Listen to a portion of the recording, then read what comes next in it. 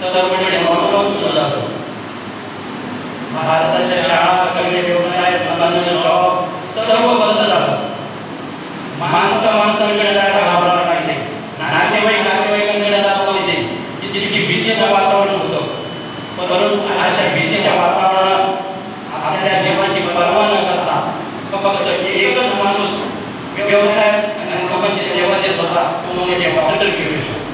म्हणून सर्व डॉक्टरांचं मी अभिनंदन करतो की आपल्या जीवाची आपल्या घराची पर्वा न करता आपण सर्वांनी अशा काळात सुद्धा सेवा दिली. तर एक पिढीच्या योद्धापेक्षा कमी नाही अशा परिस्थितीचं काम होतं. मी 28 वर्षापासून पिरवणूक मुळशी येथे जनरल गायने प्रॅक्टिस करतो. ती प्रॅक्टिस करत असताना कोरोनाचा जेव्हा काळ आला तेव्हा आमच्या सरकारी येतो करंजकर सरांचा मला फोन आला की डॉक्टर तुझी तुम्ही कोरोना काळात येऊ नका, कारण तुझं वय मरणाच्या पुढे आहे आणि तुम्हाला दवाखान्यात येऊन इन्फेक्शनचे चान्सेस जास्त आहे, तर तुम्ही येऊ नका. परंतु मी गेल्या 28-30 वर्षात ज्या लोकांची सेवा केली, त्या लोकांचा माझ्यावर एवढा विश्वास होता. आणि माझ्याकडे बाळांपणाच्या केसेस खूप असतात आणि त्या माझ्या माता भगिनींना असं सुद्धा मला तरी पटत नव्हतं. त्या काळामध्ये सरकारी दवाखान्यात लोक डिलिव्हरीला जायला घाबरत होते, कॉर्पोरेशनच्या दवाखान्यात जायला घाबरत होते. अशा काळात माझ्याकडे बाळांपणाच्या केसेस खूप आल्या आणि त्या माता भगिनींना मी परत पाठवू शकत होतो. तरी मी तो अर्धे करून माझं काम करत राहिलो. परंतु हे काम करत असताना मी एक दिवस पॉझिटिव्ह झालो. मला थंडी ताप आला. पण मी घरी आल्यानंतर माझ्या घरात माझी मिसेस, मुली आमचे 4 जण राहतो. त्यांचा काही दोष नाही, त्यांचा काही संबंध नाही. पण माझ्यामुळे ते 3 जण पॉझिटिव्ह झाले. आम्हाला कोणी नातेवाईक घराच्या बाहेर जायला येत नाही. जेवणाचे हाल, मिसेसचा थंडी ताप, अशा परिस्थितीत आपल्यामुळे कोणाला इन्फेक्शन नको म्हणून आम्ही घरातच थांबलो आणि हे काय असं नाश्ता करून खात होतो. कोणाला चवची वास नव्हता आणि अशा परिस्थितीत सुद्धा इच्छा व्हायची काहीतरी खावं, पण मिळत नव्हतं. मुलींना काही स्वयंपाक करता येत नाही, त्या कसं तरी काही करत. असे आम्ही कसे 14 दिवस काढले. अतिशय भयानक काळ माझ्या 50 वर्षात मी कधी अनुभव होता. असा घरात भीतीदायक वातावरण आणि असं वाटतं मला जर काही सॅच्युरेशन कमी झालं, ॲडिक्शन लागली तर मी कुठे ॲडमिट व्हायचं, मिसेस कुठे व्हायचं, मुली कुठे जाणार, तिथे रात्रंदिवस झोप लागत नव्हती. ते काही टेन्शनमध्ये राहत होतो. तरी सुद्धा पण आम्ही काम बंद केलं नाही. परंतु मुळशी तालुक्याला काम करत असताना माता भगिनी त्यांच्या बाळांमध्ये गेले, त्यांचे आशीर्वाद माझ्या पाठीशी होते आणि त्याच्यामुळे मला व माझ्या कुटुंबाला काही त्रास झाला नाही. 17 दिवसांनंतर आम्ही सराव बाहेर पडलो. ते जे सगळे माझ्या तालुक्याच्या माता भगिनींचे आशीर्वाद होते. हे करत असताना आज मुळशी तालुक्यात 30 वर्ष एवढं काम केलं, परंतु अजून ते आमचा सरकार आम्ही अपेक्षा करत सरकार करावा आम्ही काय काम केलं, परंतु कुठेही सरकार म्हणून काही मिळालं नाही. परंतु आज माझं मन भरून आलं. 8 दिवसापूर्वी मला दिलीप ऑफिसमधून फोन आला की डॉक्टर असा कार्यक्रम आणण्याने आयोजित केलेला आहे, तर तुम्हाला यायला लागेल. मला खूप आनंद झाला. मी म्हटलं आता माझी तर प्रॅक्टिस करून नाही आहे, परंतु ते म्हटलं तुम्ही पुढे प्रॅक्टिस करा, तुम्ही आता फाउंडरमध्ये आणि तुम्ही डॉक्टर आहात, कुठल्या तरी समाजाची तुम्ही सेवा करता आहात म्हणून तुमच्या कार्यक्रमाला या, असं मला फोन आला. त्याप्रमाणे पर्सनल मेसेज आला. मी आज कार्यक्रमाला आलो आणि आनंदाने आमचा सत्कार केला सर्व डॉक्टरांचा. या सत्कारामुळे आम्हाला एक उत्साह आणि एनर्जी येते आणि आम्ही किती कोरोनाच्या लाटी आल्या तरी घरात बसून थांबणार नाही, जीवाची पर्वा करणार नाही आणि बाहेरच्या समाजाच्या कार्य चालू ठेवू.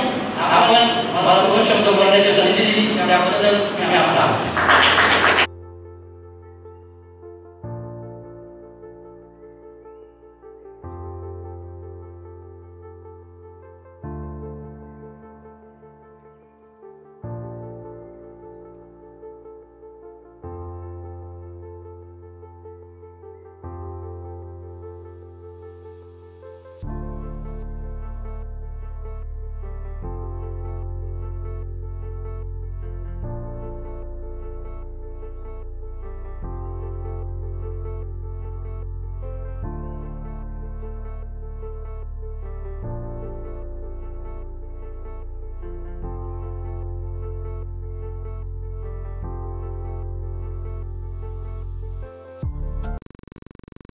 मी डॉक्टर बी.व्ही. कुलकर्णी बावधनमध्ये जनरल प्रॅक्टिस करतो.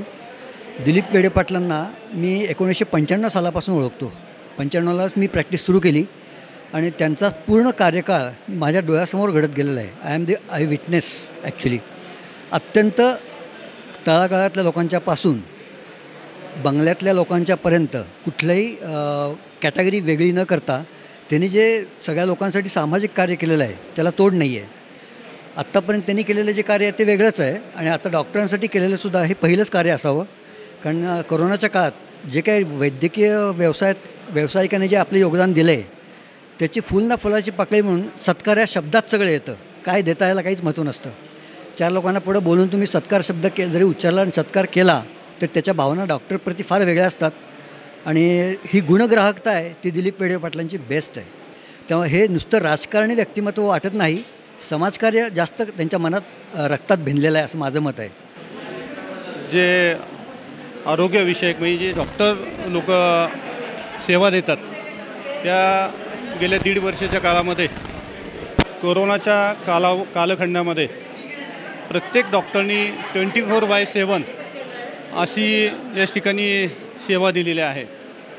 ही सेवा सर्वसामान्य नागरिकांना, मग त्याच्यामध्ये गरीब असो श्रीमंत असतो असा डॉक्टरांकडे कुठलाही भेदभाव नसतो आणि अशा लोकांचा सन्मान करणं.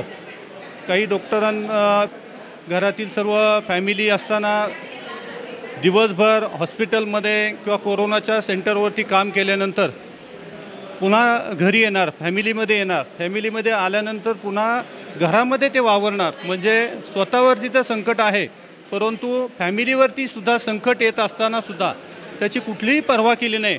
अशा नागरिकांचं, अशा डॉक्टरांचा सत्कार करणं माझ्या दृष्टीने एक अत्यंत महत्त्वाचा विषय आहे.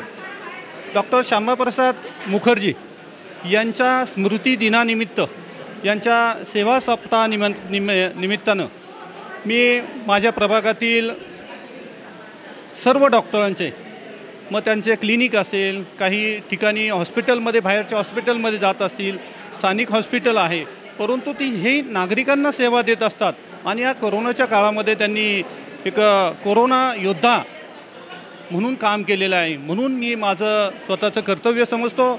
मला भारतीय जनता पक्षाच्या माध्यमातून मला ही शिकवण आहे, त्यामुळं सर्व नेते मंडळीच्या माध्यमातून मी आज माझ्या प्रभागातील सर्व डॉक्टरांचा या ठिकाणी सन्मान केलेला आहे, आदर सत्कार केलेला आहे. खरोखरच मी त्यांना सलाम करतो. मी 110 डॉक्टरांचा लिस्ट केली, त्यांना बोलवलं परंतु इथं 110 नाही तर 126 डॉक्टर या ठिकाणी उपस्थित राहिले.